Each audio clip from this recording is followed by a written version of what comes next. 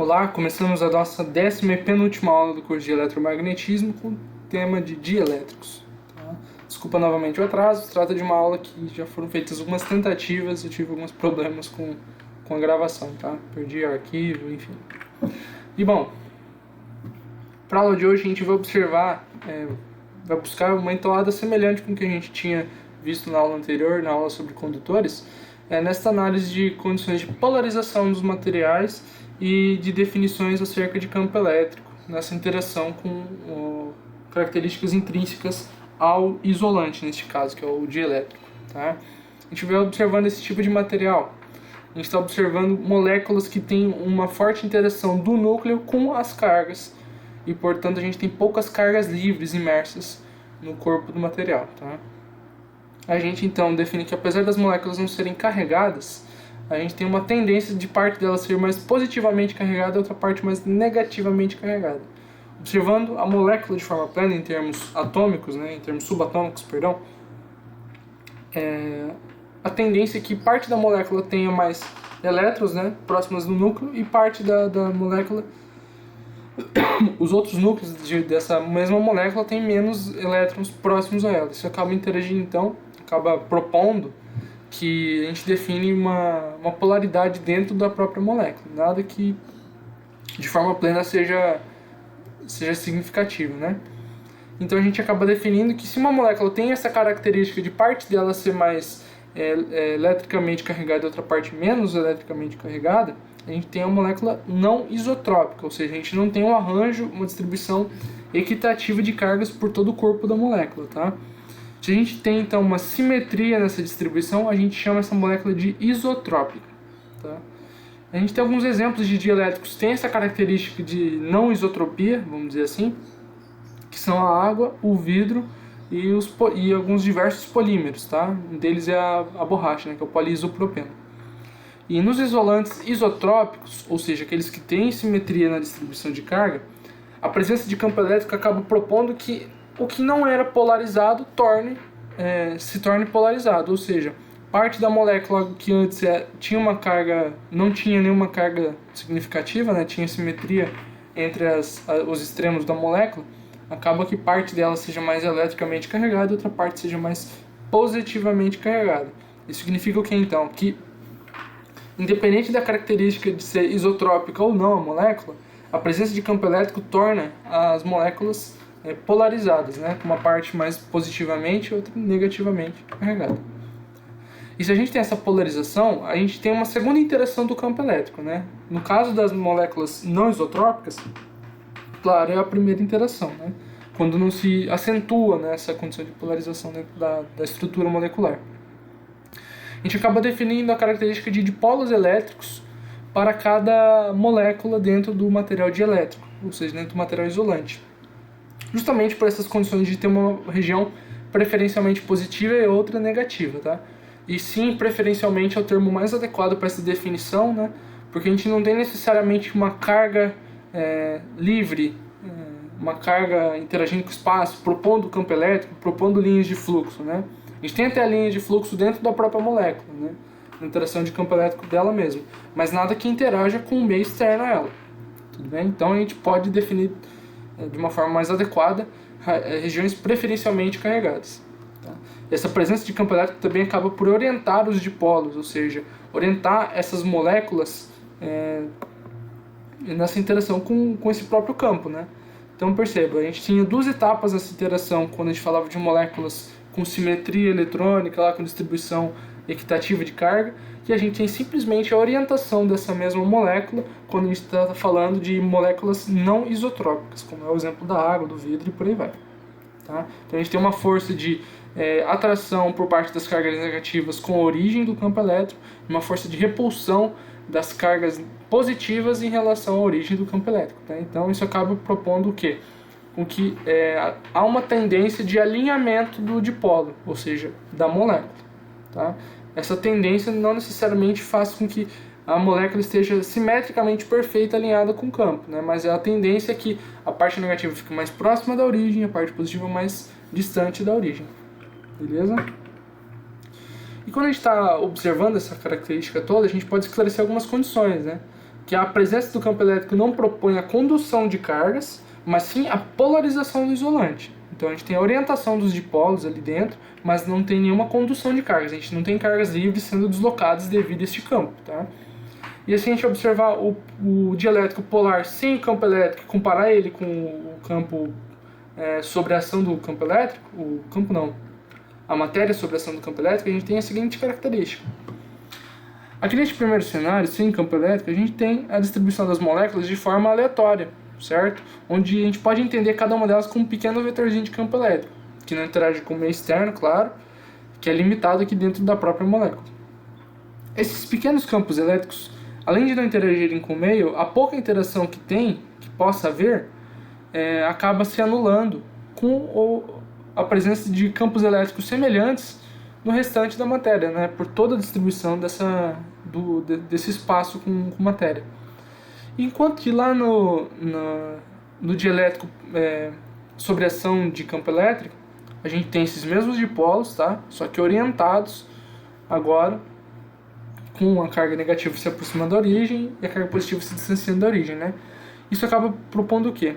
Que neste primeiro cenário, os dipolos acabam se anulando, então a gente não tem presença de campo elétrico significativo, ou muito próximo de nula, tá? Em termos de uma molécula ser significativa nessa definição aqui. Enquanto que aqui no dipolo eletrizado, vamos dizer assim, no dielétrico eletrizado, a gente tem a orientação e acaba definindo que em um lado, ou seja, no extremo do dielétrico, a gente tem cargas, majoritariamente cargas negativas, né, que não interagem fortemente com o meio externo, mas estão todas bem localizadas aqui nessa periferia. E mais distante da origem do campo elétrico, a gente tem cargas positivas, né, majoritariamente. Percebe que estou representando para você uma forma que não mais adequada com o que ocorre, que as moléculas não se orientam perfeitamente, não tem exatamente a mesma direção do campo, tá? Mas tem uma tendência de se aproximar. Tá?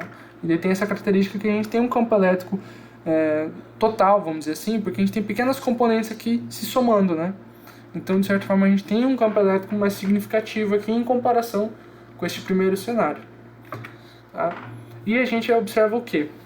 Como dentro da própria molécula a gente tem a definição de um campo elétrico aqui, na sequência a gente tem a definição de outro, a gente acaba percebendo o seguinte: esta carga positiva, preferencialmente positiva, emite linhas de fluxo, né, que em uma parte se anulam com a carga elétrica da própria molécula e outra se anulando com a carga elétrica mais próxima dela, que é a carga da próxima molécula.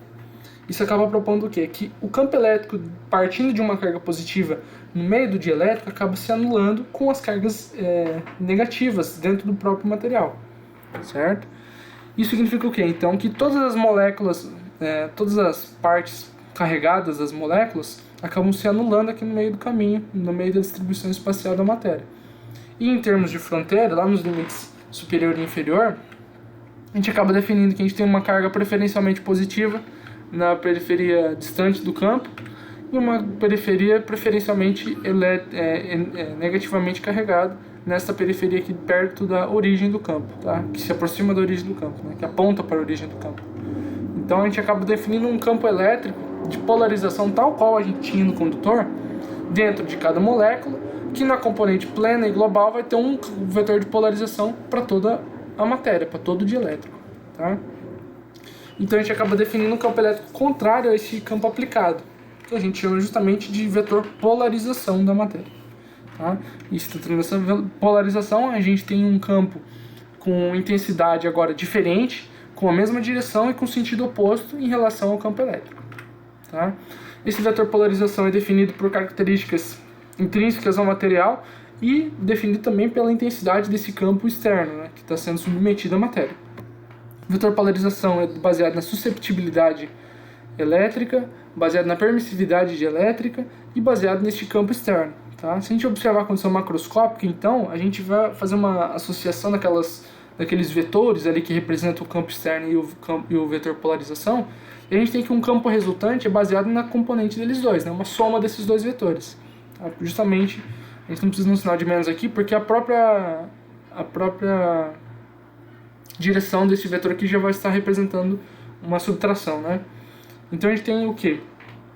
Como a gente tem um vetor baseado no vetor original, a gente pode definir todo esse campo resultante baseado somente em E0, tá? Pegando essa definição aqui.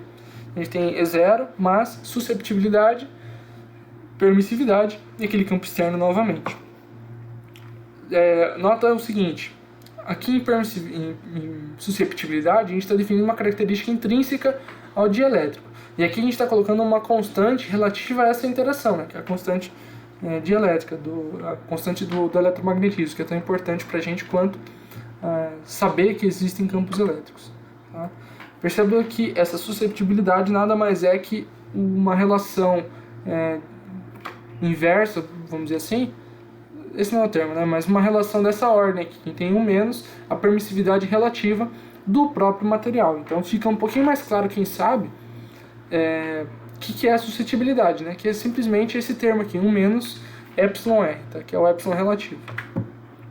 Se a gente observar isso em termos de densidade de campo elétrico, que é uma forma de a gente ilustrar melhor essa característica intrínseca do material, a gente está associando o campo elétrico à condição do meio, né?